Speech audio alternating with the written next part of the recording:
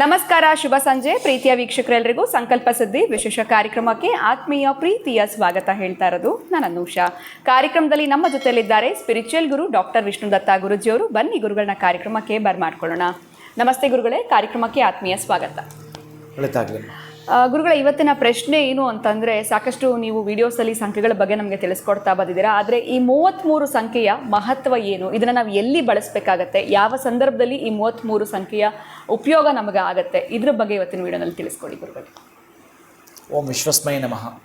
ಪ್ರೀತಿಯ ಬಂಧುಗಳೇ, ಏನಮ್ಮ ಡೇಟ್ ಇವತ್ತು? 1ನೇ ತಾರೀಕು. ಏಪ್ರಿಲ್ ಫೂಲಾ?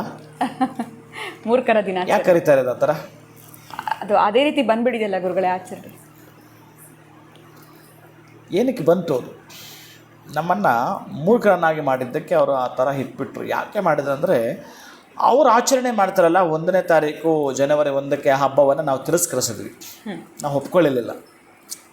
ನೀವೆಲ್ಲದರಲ್ಲ ಮೂರ್ಖರೇ ಬಿಡಿ ಅಂತೇಳಿ ಅವರು ನಮ್ಮನ್ನು ಏಪ್ರಿಲ್ ಫೂಲ್ ಅಂತ ಕರೀತಾರೆ. ಅದು ಆ ರೀತಿ ಮೂರ್ಖರ ದಿನ ಅಂತ ಮಾಡಿಬಿಟ್ರು. ಆದರೆ ಇಲ್ಲಿ ಒರಿಜಿನಲ್ ಮೆಸೇಜ್ ಏನು ಅಂತಂದರೆ, ಆ್ಯಕ್ಚುಲಿ ಅವ್ರ ಫೂಲ್ಗಳು ಯಾರು ಇದನ್ನು ಮಾಡಿದರೆ ಅವ್ರ ಫುಲ್ಗಳಾಗ್ತಾರೆ. ಯಾಕೆ ಅಂತಂದರೆ, ನೀವು ಚೆನ್ನಾಗಿ ಗಮನಿಸಿ, ಡಿಸೆಂಬರ್ 25, 28, 29, 30 ಹೆಂಗಿರುತ್ತೋ ಅದೇ ರೀತಿಯೇ ಪ್ರಕೃತಿ ಇರುತ್ತೆ ಜನವರಿ 1ನೇ ತಾರೀಕು ಕೂಡ.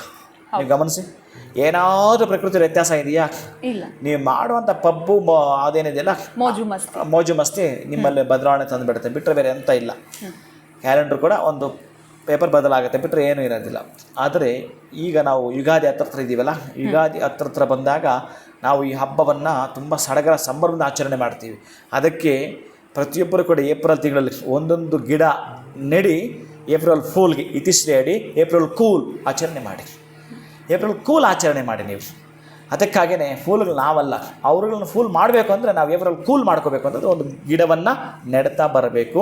ಹಚ್ಚ ಹಸಿರ ಪಚ್ಚ ಬಳೆಯ ತೋರಣವನ್ನು ನಾವು ಕಟ್ಕೊಳ್ತಕ್ಕಂತಹ ದಿನಮಾನಸಗಳು ಇನ್ನು ಯುಗಾದಿ ಬರ್ತಾಯಿದೆ, ಅದರ ಬಗ್ಗೆ ಮಾತನಾಡೋಣ. ಆದರೆ ಈಗ ನೀವು ಕೇಳ್ತಾ ಇರೋವಂಥ ಸಂಖ್ಯೆ 33 ಅಂತಂದರೆ ಲಕ್ಷ್ಮೀ ಸಂಖ್ಯೆಯೇ. ನಮ್ಮ ಹಸ್ತದಲ್ಲಿ ಲಕ್ಷ್ಮೀದೊಂದು ಪ್ಲೇಸ್ ಇದೆ, ಲಕ್ಷ್ಮಿಯ ಮಂಡಲ ಅಂತ ಕರಿತೀವಿ. ಇದಕ್ಕೆ ಈ ಭಾಗವನ್ನು ಲಕ್ಷ್ಮೀ ಮಂಡಲ ಅಂತ ಕರಿತೀವಿ. ಬಲಹಸ್ತದಲ್ಲಿ ಈ ಭಾಗವನ್ನು ಕರಿತೇವೆ. ಈ ಪ್ಲೇಸ್ ಏನಿದೆಯೋ ಇಲ್ಲಿ 33 ಬರ್ಕೊಳ್ಳೋದು. ಅದು 33 ಎಲ್ಲರಿಗೂ ಕಾಣಿಸೋ ಹಾಗೆ ಬರ್ಕೋಬಾರ್ದು. ಈ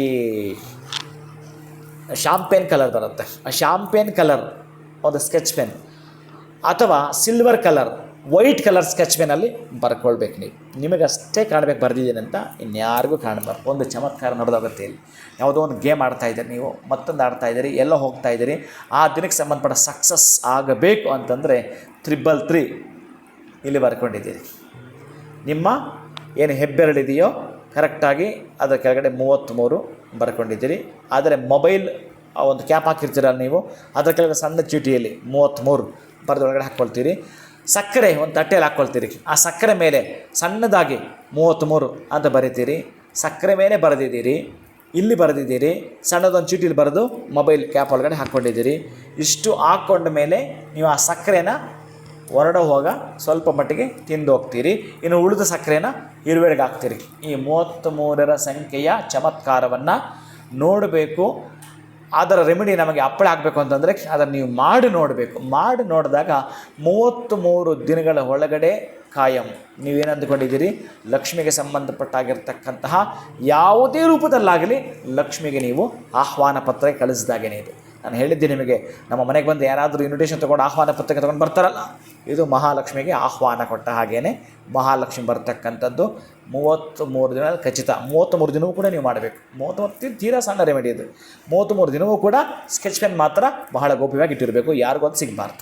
ಖಂಡಿತ ಗುರುಗಳೆಲ್ಲೋ ಒಂದು ಕಡೆ 33 ಲಕ್ಷ್ಮಿಯ ಸಂಖ್ಯೆ ಅಂತ ತಿಳಿಸ್ಕೊಟ್ರಿ. ಇನ್ನು ಲಕ್ಷ್ಮಿನ ನಾವು ವೆಲ್ಕಮ್ ಮಾಡ್ಕೊಳ್ಬೇಕು ಅಂತಂದರೆ 33 ಸಂಖ್ಯೆಯನ್ನು ನಮ್ಮ ಹಸ್ತದಲ್ಲಿ ನಾವು ಯಾವ ರೀತಿ ಬರ್ತ್ಕೊಳ್ಬೇಕು ಅಂತ ತಿಳಿಸ್ಕೊಟ್ಟಿದ್ದೀರಾ. ಬಹಳ ಧನ್ಯವಾದಗಳು ತಮಗೆ. ನಮಸ್ಕಾರ. ಹರೇ ಶ್ರೀನಿವಾಸ.